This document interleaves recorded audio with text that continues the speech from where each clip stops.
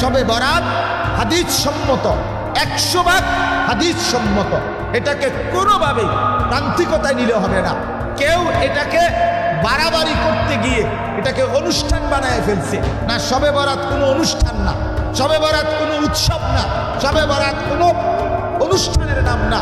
মসজিদ চারদিকে সাজাইতে হবে, লাইটিং করতে হবে, বিরাট বিরাট বিরানির ডেক পাকাইতে হবে, খিচুড়ি খাওয়াইতে হবে, জিলাপি খাওয়াইতে হবে, সারা রাত মাইকে চিৎকার চেঁচামেচি করতে হবে, অথবা কথাবার্তা বলতে হবে না, এমন কিচ্ছু না।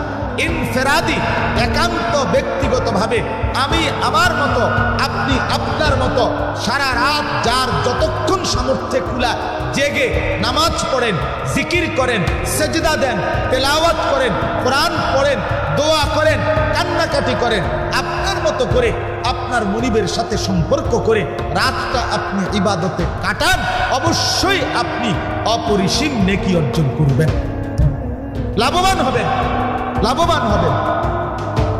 কেউ আপনার এটাকে একবার ছাড়তে গিয়ে এটার কোনো অস্তিত্ব নাই এটাও বলে ফেলে দিছে। কেউ এটাকে একবারে বাড়াইতে গিয়া এইটারে একবারে 1 লাখ টাকার খরচা বানাই দিছে। কথা বুঝছেন না? এটার লগে বিরিয়ানি, এটার সাথে খিচুড়ি, জিলাপি, লাইট, মাইক, প্যান্ডেল, বহুত কিছু মিলাইয়া একদম সদবদ বানাই দিছে। না, আমরা এটা বলি না, কিন্তু লাইলাতুল বারাত অবশ্যই হাদিস সম্মত। রাসূলুল্লাহ সাল্লাল্লাহু আলাইহি ওয়াসাল্লাম থেকে বিশুদ্ধ সনদে রাসূলুল্লাহ সাল্লাল্লাহু আলাইহি ওয়াসাল্লাম থেকে লাইলাতুল নিসফে মিন শাবান, শবে বারাত যেটাকে বলে, এটা প্রমাণিত, এ সম্পর্কিত হাদিস প্রমাণিত। অতএব যদি একান্তই ব্যক্তি পর্যায়ে কেউ বুঝতে হয়, তাহলে আমাদের ওলামায়ে কেরামের কাছ থেকে আপনি কাছে গিয়ে সামনাসামনি বসে বুঝে নেবেন। বলেন ইনশাআল্লাহ। আপনাদের কাছে অনুরোধ করছি, আপনারা প্রত্যেকে ইনশাআল্লাহ শাবান মাসের এখন একদম শেষ অংশ, এইটুকু সময় কাজে লাগিয়ে কিছু নফল রোজা রাখেন। চেষ্টা করেন আগামীকাল শনিবার, তারপর দিন রবিবার, তারপর দিন সোমবার। মজার বিষয় হলো একটা দারুণ সুযোগ, যারা বুঝের মানুষ আছেন, মা চাচি করেও বলিয়েন, এই 3টা রোজা রাখেন, এই 3 দিন টানা রোজা রাখেন। আমারও পাক্কা নিয়ত, আল্লাহ চাহে তো 3 দিন টানা রোজা রাখবো ইনশাআল্লাহ। কেন? রাসূলুল্লাহ সাল্লাল্লাহু আলাইহি সাল্লাম প্রত্যেক আরবি চাঁদের, নবীজি আরবি মাসের 13, 14, 15 এই 3 দিন নিয়মিত সারা জিন্দেগি আইয়ামু বীজের 3টা রোজা রাসূলুল্লাহ সাল্লাল্লাহু আলাইহি সাল্লাম রাখতেন। তাহলে আপনি যদি এই 3টা রোজা রাখেন, ওই নবীজির এই সুন্নাত আমল এটা আপনার আদায় হবে।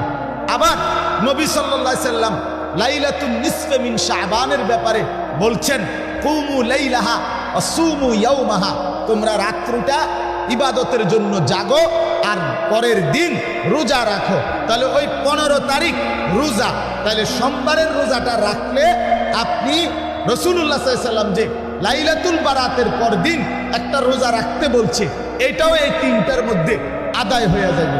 এই হলো 2টা লাভ হইল। এরপরে রাসূলুল্লাহ সাল্লাল্লাহু আলাইহি সাল্লাম প্রত্যেক সোমবার দিন নবীজি সাল্লাল্লাহু আলাইহি সাল্লাম রোজা রাখতেন। সোমবারে নবীজিকে জিজ্ঞেস করছে, আপনি সোমবারে নিয়মিত রোজা রাখেন কেন?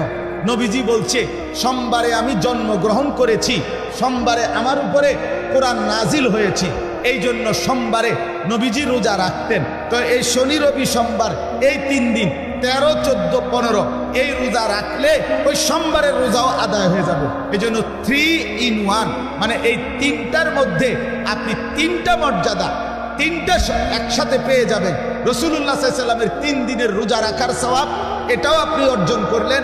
লাইলাতুন নিসফে মিন শাবান, শবে বারাত উপলক্ষে একটি রোজা রাখা, এটাও আদায় হয়ে গেল।